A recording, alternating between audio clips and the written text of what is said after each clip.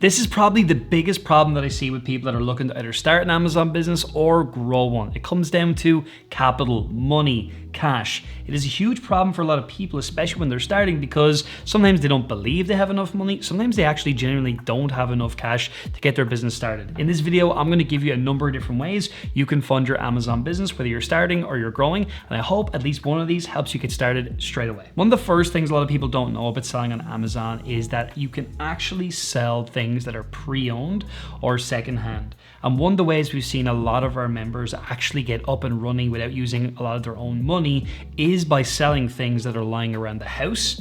You can do that by taking those items and selling them on Amazon, or you can actually sell them over on eBay. Now, when you go to Amazon, you go to any listing, you'll see that there are new units of a product. There are like used units. They're like used very good, used acceptable. There's all these different what we call grades to a product. Now, when you're actually selling an item on Amazon, if you have a pre-owned product, it's not going to sit inside the buy box. And if you don't know what the buy box is, we got a lot of videos on the channel that are explaining how that works. And some people think because you're not going to get into the buy box, that's not worth doing. But there's actually a lot of people out there in the world who go in and see, can they get the product for less from somebody who's selling the item secondhand. This is a really great way to get started by either acquiring items from your house or in some cases going to places like Facebook Marketplace. It's a really good way to sometimes get things for free or indeed at a very low cost. You can also go to charity shops or thrift stores depending on where you live in the world. They got slightly different names. These are all really good ways to get things either very inexpensively or at a very low cost and potentially be able to sell it over on Amazon or on the likes of eBay at a much higher price. Now, the only drawback to this strategy is if you're not living in an Amazon-based country. In other words, if you're selling in Amazon.com, for example, but you're not living in the US, it's going to be a bit of an issue for you. And the reason for that is that a lot of these prep centers aren't really set up for secondhand items. They don't know how to grade them and all of that. But that being said, most people who watch these videos, you are living in an Amazon-based country. Therefore, this is something that you can put into play and it's something that can be really, really helpful. We actually have a great program in this called Pre-Owned Profits. That's been hugely helpful to a lot of people. And who knows, that might be something you want to check out as well to help you out with this strategy. And because you're buying these at such a low cost or indeed for free, your potential profit margins are really big. You use that cash that you make from this, and if you obviously don't have to buy the items, well then you put all that money back into new inventory, be it with the arbitrage strategy, the wholesale strategy, or the private label strategy. If you already have to pay, if you have to pay a little bit of money for them, that's fine. You obviously are going to pay for the item and you're going to make slightly less of a margin, but you should make a pretty significant margin because oftentimes when we buy things that are secondhand like this, we're going to sell them on Amazon for a lot more than we bought them for, because oftentimes they're things that are hard to find and people are happy to pay more for. Second thing is learning a valuable skill and offering it to a business. This is one of my favorite ways to raise money because it really just involves your time and learning a skill. Now, this is something a few years ago, we actually created a lot of programs around this. We taught people how to book people onto podcasts. We taught people how to write emails for companies, and something that we're looking to bring back in again, because actually this is a really big weak point that I see with a lot of people. When you learn a high value skill that can help a business get a result. So for example, let's say you learned how to write emails for a business that helps them sell their products and services. It's a really simple sell because you can go into a company, offer your services for free, because at the end of the day, you have to prove yourself first if you don't have a track record, help the business make money by selling their products and services over email. And as a result of that, if you help a business grow, they're happy to pay you money. Now, obviously, if you're watching this video, you might know exactly how to do that. That's of course why we started teaching some of those things a few years ago. We stopped doing it though, because it just got in the way of focusing on what we're doing with Marketplace Superheroes. But now we're kind of ready to go back doing it again. And if you'd be interested in that, feel free to jump down below into the comments and just type in skills. That'll help me know you're potentially interested in this kind of thing in the future, and we'll certainly put something together. But for me, things like email marketing, copywriting are great. And now with the advent of AI, it really helps make this that bit simpler. You can use tools like ChatGPT or Claude, for example, to write really phenomenal copy that businesses can use. And some people might say, well, if you can do it and you can use AI, why wouldn't the business owner do it? And oftentimes it's down to the fact that sometimes, yeah, they might be able to do that and maybe they will. But many business owners, when they're growing something, they might know how to do it, they might know about the tools, and also they might have the time and And then just because you're using AI, it doesn't mean that the copy it's going to produce is like fantastic. You need to have a level of skill and knowledge to be able to take that material and make it really useful. But there's so many more ways you can do it. Like you could take product photography for businesses if you had photography skills. So many things you could do. I mean, I can certainly get you a list of those things down the line if that would help you as well. So feel free, again, type in skills into the comment if this is something that you would like us to do more content on. The third way, and just to say before I get into this is not financial advice I'm about to talk about, but it's about understanding that with the arbitrage strategy and the wholesale strategy, for example, there is a potential to utilize sometimes business credit or indeed credit cards to be able to help you stretch out the amount of time in which you've got to pay for products. So for example, let's say you were in the wholesale strategy, for instance, and you went to a wholesaler and you said, I want to buy all this different inventory. Let's say the order was $500, right? And you knew you were going to grow your initial money, your $500. You're going to make a return on investment of, let's just keep it simple and say 20%. So that $500, after all was said and done, all fees were paid, would turn into $600, right? 20% ROI, a return on investment. You might say to yourself, well, I don't have $500 to buy the inventory. But because you're actually bringing in the wholesale strategy, you know the items that you're looking to sell are already selling, they're already making money. So your only real question you've got to answer, and obviously we teach you how to do that, is can I get access to the Amazon buy box? Can I get my items in front of new customers or not, right? Let's say the answer is yes, you're very confident, you've learned how to do it, you're like, yeah, I can do this. Well, a business will often, in a wholesale situation, will often give you 30 days of credit, maybe not right away. Let's say they do that eventually. 30 days of credit, which means you got 30 days to pay back that $500, right? Now, it gets even better because what if you were to then, after 30 days, day 30, let's just say, you were to pay the $500 with a credit card, right? Again, not financial advice, just like this is what we have done over the years. So then you're paying for that bill now with another piece of credit and you're further pushing on the time that you have to pay it back.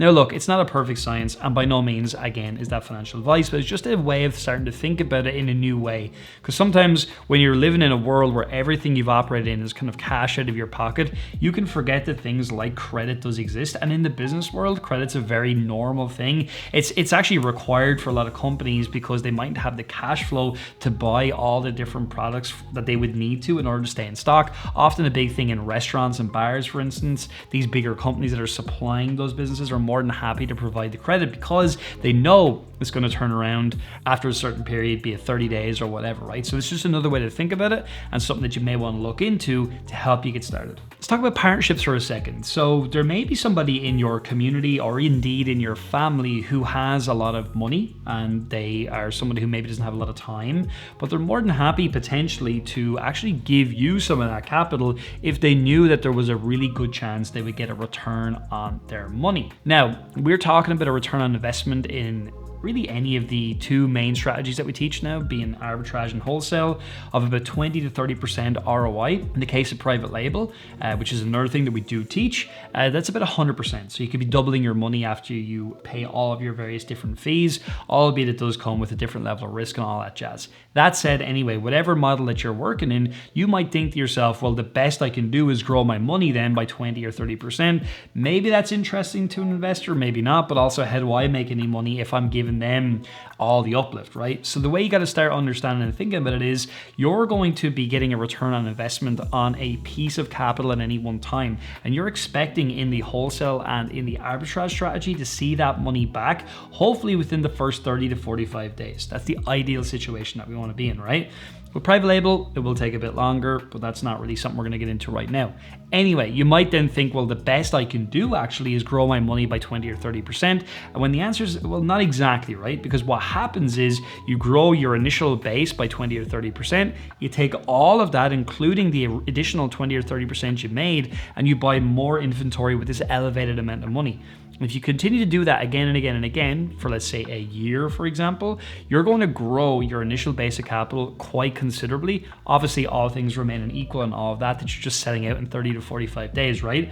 So then when you have a higher bit of capital that you can put in, potentially from a business partner who might introduce some money into the business, you have the ability to potentially build that up a lot quicker than if you were to just use your own money. Now, look, at the end of the day, partnerships, they can be really good. I've had good partnerships, I've had bad partnerships, I've had everything everything you can possibly imagine. And I would just say the main piece of advice I would have for you, if you choose to bring in this route because you know somebody who can introduce capital into your business and can help you get started, is to have a really good shareholders agreement. It's going to stipulate exactly what your responsibilities are, what their responsibilities are, and it's also going to talk about, in the event that there's any disagreement or anything like that, what actually happens. How do you make decisions, for example, if they own 50% and you own 50%, who has a majority vote, right? Stuff like that. Anyway, that's not big for today because we're just doing a video about raising capital, but it is something that some of you may want to do, and if you do, I highly recommend you look at that particularly. Very, very important. Also, the person that's giving you the capital, they've got to have a long-term outlook. If they're looking for a return in a month or 2 months or whatever, it's just going to be too short.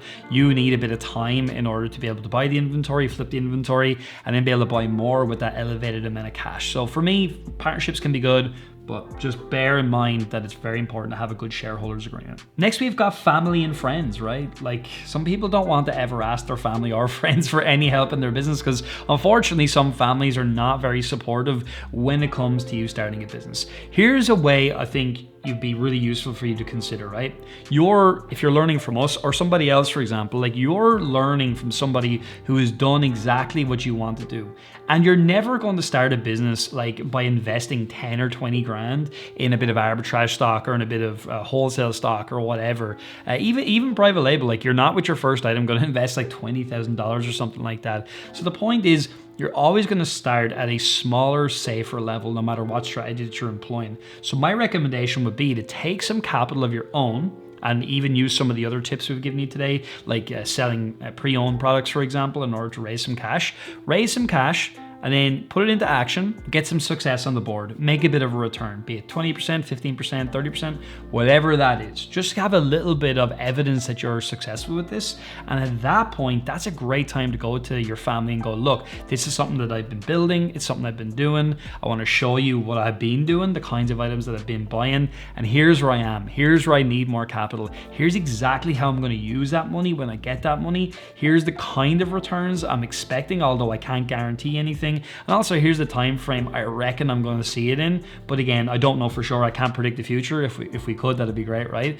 But that's going to help you in a conversation with people that you know that are close to you, because there's a level of certainty about the conversation. You're not just coming in with some wild idea. Because at the end of the day, right, if it's family or friends or if it's a business partner or whatever, no one's going to want to invest in you if you're not prepared to invest your own money in the business that you're looking to start. Because why would they be? You're basically saying, I'm not prepared to take any risk whatsoever. I'm asking you to take all the risk. I'm just going to risk some of my time. That's just not a good value proposition for anybody, including yourself. So my recommendation is get some success under your belt and then go to people in your close network, show them what you're doing, and they're going to be inspired, they're going to be impressed, and they're going to be much more likely to actually offer you some capital to help you grow if you do that. Now, a quick word of warning. Obviously, you need to make sure you don't make any guarantees with people or anything like that. They could put their money into this and they don't get the return they're looking for. Maybe there is no return, right? Or whatever the case may be. So you have to be upfront and clear with people. Obviously, don't tell them I plan to fail, right? But you just can't promise people any particular big result, right? That's just reality. That's just how business is. But whenever you show them the results, they're much more likely to believe in what you're doing. So anyway, for me, it's a great way to go. It's something that I do recommend you look at, but also, just like having a business partner, I would recommend what we call an MOU, a memorandum of understanding. It's a simple little one-page agreement you can write up. It'll say what you're going to do, what they're going to do, how they're going to get their money back, and all that kind of stuff. And then just get both people to sign it. Store it in your safe or house or wherever, do it online and have them reply and say they agree to it or whatever. Just to have something down there, it's really, really important you do that. I spent many, many years of my life without these agreements and I almost always paid for it. Then we have personal savings, right? Like, here's the thing, if you've got all your money just sitting in the bank, it's not doing really much good there. Now, am I saying take all your life savings and just put it into a business idea?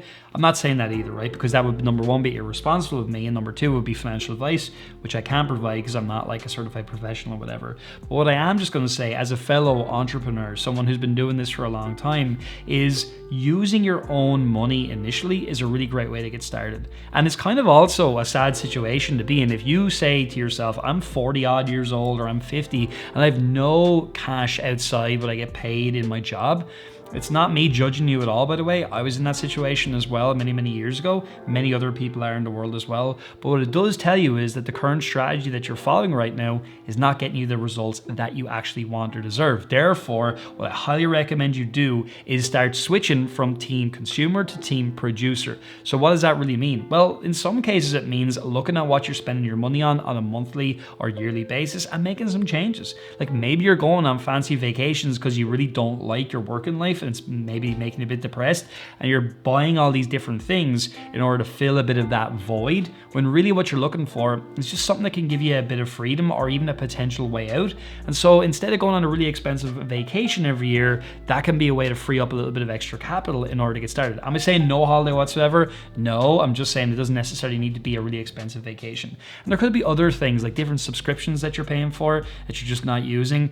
And it's never going to come down to like, a $12 a month subscription, because you're never going to have like 100 of them or whatever. I'm talking more about these chunky expenses that are in your life that are actually taking up a good bit of your money that you could be putting into something that gives you a potential return of 20-30% in a relatively short period of time. The name of the game is going from someone who just saves all their money to someone who's able to take $1, a pound, a euro and put it into a process, and that process is able to take that initial money and grow it by what we talk about, 10, 20, who knows, maybe even 100% if you employ a strategy that gives you that kind of potential return. So savings are important. Also, I'm just going to say it is important to have a few months of expenses if something weird happens, maybe even you lose your job, right? So I'm not saying to use all your savings up, but I am saying start rethinking about how you look at your own personal money. Another one is, of course, going to a traditional bank or lender and just taking out a loan.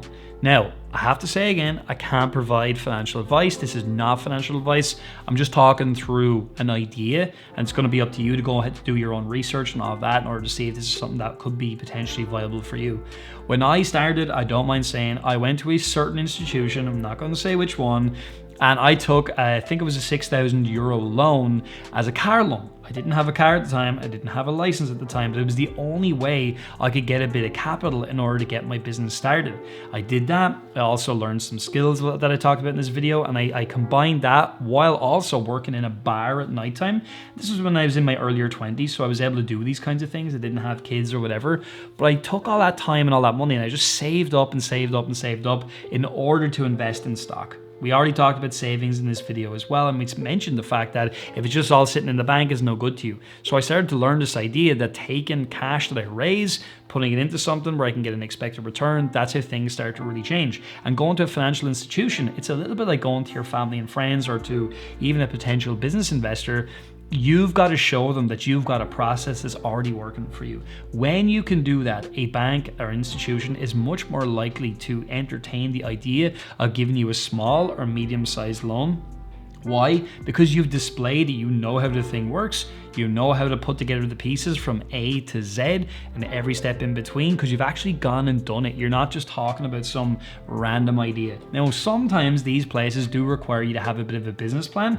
So again, you can go online, you can search create a business plan. You can have artificial intelligence help you create a business plan, and it can be based on the results that you've achieved so far, and it's going to basically look at that. It's going to look at where you're looking to go with the business and provide some level of a forecast. And I know this may be the first time you've ever done it, which is why things like AI really help with stuff like this, because it's going to help give you a framework and a plan where you can actually create a plan where you can present it to a financial institution in a way where they're going to understand what you have to offer, accept what you have to offer, and who knows, maybe even give you a potential amount of money. And what's important about these kinds of loans is like they're never going to be massive interest rates. They're going to be relatively big depending on what the current interest rate is. But if you go to some of these online lenders, they often will charge you much higher interest rates, and as a result of that, it can be hard to make money because ultimately they want their money back faster than a traditional institution may do. So traditional banks can be actually useful for this type of a purpose. And again, my example earlier on was just an illustration of what I did. I'm not telling you to go and tell them that you're getting a car loan, not for 1 second do that. I probably shouldn't have done that, but at the time, that was the only option that was available to me. So look, that's another potential idea for you as well to raise some capital. And finally, look, there's like a hybrid method where you can can bring in a bit of your savings, maybe you get a business partner, maybe eventually then you even get a potential bank loan, maybe you use some credit terms, and you bring all these ideas together to create a situation where you're utilizing other people's money, you're using your own money, but ultimately what you're doing is you're putting that cash into something where you're looking to make an expected return. And that's something you may not be used to, which is why when people come to work with us in Marketplace Superheroes, it's important because we teach you how to bring in products where you do have an expected return. We can't guarantee you're going to succeed. I wish we could. We just can't possibly do that. But we're never going to invest in something where we just don't expect to make money. Like, why would we do that? It would make no sense whatsoever. So anytime we make any kind of an investment in any of the 3 Amazon strategies that we teach, it's always going to be based on research, market data. I'm just like, look, this looks like a great idea. It makes sense logically, not just emotionally. And we're making a purchase through data points. And that's so, so important. Data is key. It's the name of the game. And also, look, we're talking about cash and capital today. Cash is really, really important too. So if we put cash and capital and a winning strategy together, we have a really good recipe for something that can work really well for you as well. So look, I hope you enjoyed this video. Also, do jump down and give this video a like if you're still watching it. And of course, do give us a couple of little comments as well. It can be as simple as love the video. It really helps the channel. So for me, thank you so much, and hopefully see you in the next video.